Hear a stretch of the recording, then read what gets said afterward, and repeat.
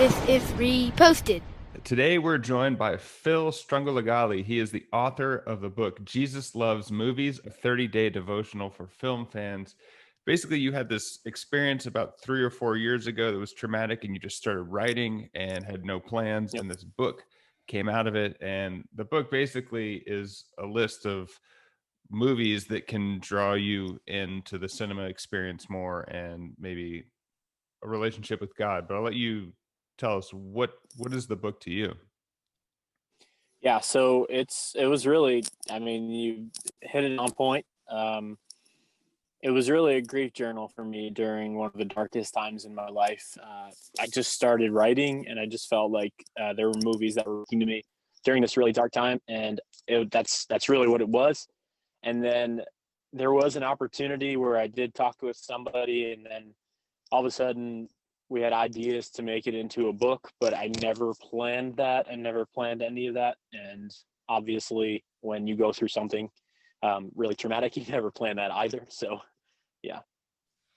Phil, I feel like you agree with me in this, that movies are spiritual experiences, and that's just because they're stories. Most of what Jesus did was tell stories. Those stories and movies, I feel like what they do is make life bigger. What do you think? Do movies make life bigger? Yeah, absolutely. There are times where, I've been in church and I listened to sermons and, the sermon will hit me, but there are movies where they've hit me really hard, you know, and there are messages in movies that have really spoken to me and have completely changed my life. So I think your book came out in 2019, is that right? To the end of 2018. So, Yeah, that's when it came out.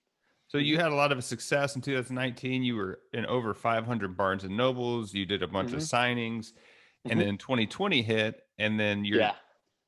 to some extent everyone's going through a hard time. Have you Yeah. used the book for you personally, being like, "Ooh, I remember this," and like you get through 2020? Yeah, so 2019 was really like 2018. It was a soft launch of the book. Not many people really knew about it. A couple stores picked it up, and then it really started getting picked up in 2019. A lot of stores picked it up: Barnes and Noble, Target, Walmart, all these things, and it was really cool. And then at the end of 2019, I had this like incredible experience. I went over to Georgia. I did 3 book signings in a row, and it was insane. I met so many people and it was really cool. It was just like an incredible experience. And then I had plans to do all these signings throughout 2020, and obviously we know what happened in 2020, and we know what's going on right now. So, yeah, it's been really tough. I got a lot of returns of the book because literally the way that my book works is it stays in the store for about 90 days, and many of these stores were closed for over 90 days. So by that time it was just they returned, and then so many people just weren't going out, they weren't going to bookstores or anything like that. So what I did during the holiday season of 2020, which was literally last month, what I did was I sent out hundreds of copies over to prisons, rehab centers, nonprofit organizations, um, and just sent out hundreds of copies over to them. So it's what I tried to do in the midst of this weird time. So Hey, Phil, your bio says that you like to take long walks to the movie theater. The world has changed a little bit. We oh can't go to man, the movie theater as we want. no. Do you think is there a difference between seeing a movie in an actual theater away from your home versus like the experience of seeing a movie at your place? Oh yeah, absolutely. I mean, I think we all can agree and we all can see that a lot of stuff is changing, especially when it comes to the whole movie sort of universe. We got HBO Max; they're releasing all of the Warner Brother, all of their films are going on HBO Max, which is it's great. It's great for the consumer, but at the same time, Netflix is trying to join suit in that. I don't know if you've seen the trailer to where they're releasing a new movie every single week for the rest of 2021. So more streaming services are going to jump on board to this attitude, and honestly, I'm excited, but I'm also not. I'm also upset because I have a local movie theater that's near me. I mean, it's top notch, and I just feel really bad for them. And a lot of movie theaters, I feel like going to the movie theater is so important because it's a separation from your home and from, you know, all that stuff. I don't know. It's weird. It's weird times for sure. So you posted this video on your website talking about your process with the book, and you actually mentioned how you were going to donate a lot of the books. But something I picked up on was throughout the whole thing, you're like, I never thought this was going to happen. I never thought this was going to happen. Now that you're on the other side of it, do you think you would approach a new project differently, realizing that things can happen, or is it just things fall into place?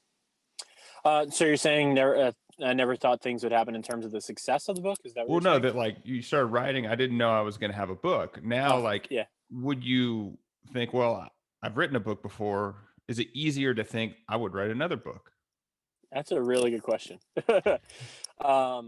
Honestly, this book, I had to write it. Like, there were so many things going on in my life that I was just like, I really need to write. I need to get this out on paper. And if I didn't, I feel like I would have just been imploding and just shoving, you know, more stuff down and, you know, all that stuff. So it was therapy for me. I feel like in order for me to write, that's literally what writing is to me. It's therapy. It's what I've done, you know, throughout my entire life. I was never the best writer, but I always just really related with words and really felt like words related to me. Hey, Phil, I'm looking for a movie strategy. So, like, maybe if I'm feeling down or a little depressed, do I watch like a good sci-fi movie? Maybe if I'm in a good mood, I should learn something. I should watch a Western. Do you have any strategies with movies? Yeah, I think everybody's different when it comes to movies. Like my wife, it's a perfect comparison. Perfect comparison is because I love horror movies. I do. I love horror movies, and yeah, you know, here I am, this faith-based guy. I love horror movies, and I love horror movies because they really express trauma and grief and all of these different elements of life in a very specific way, and they're able to capture those elements in a really nice way. You go to my wife, she absolutely resents horror movies. She doesn't want anything to do with them. She'll go with the lighthearted movies. You know, that movie that just came out. I think Prime just bought rights to it, The Secret. Just like all of these extremely lighthearted films. So it really depends on the person. If I'm telling somebody that's exploring horror for the first time, you know, I'd probably tell them to go to see a specific movie, probably like something like The Orphanage, and you know, something along those lines. What has Freddy Krueger taught you about life, Phil? I love that.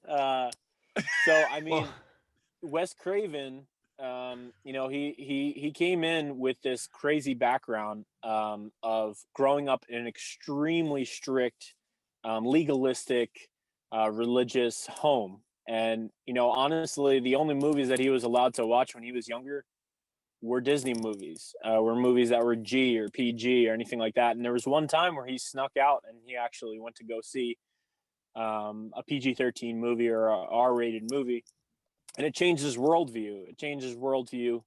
And he really wanted to capture Freddy Krueger in that way, because he really saw something that was really scary for him. And what was really scary for him was somebody that would literally prey on teenagers or children. And that's a scary thing. You know, that's a real scary thing in this world.